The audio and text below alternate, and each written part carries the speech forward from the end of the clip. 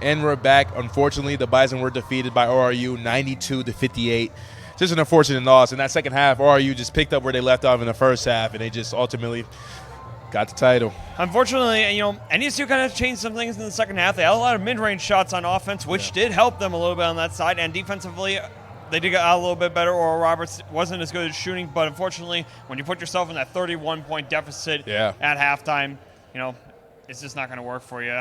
Yeah, they just couldn't overcome the deficit, not even close. I mean, they tried to utilize the mid-range game once they figured out that the paint was going to be tough to try to dominate or take over, but that still wasn't enough. I mean, it's just surprising how well, and credit to Oral Roberts for, an amazing performance on both sides of the ball. They did a good job in defense at shutting down most of the star players on NDSU. The only one, Bowden got, I believe, 17 points, but they shut down a lot of the key players. Grant Nelson and Andrew Morgan, really nothing to be seen from them tonight. Yep, we expected this. ORU 18-0 during the regular season. They just finished, perfect season. They just finished the job off for this title match. But it's just unfortunate that the Bison couldn't, just couldn't hang in the fight. Instead of a blowout, at least hang in there for a little bit. But they just couldn't get anything going. It's definitely painful, to have a loss like that. But overall for the tournament, nothing to really be ashamed of. I mean, this loss hurts, but the wins against two very tough teams in USD and SDSU to get here, definitely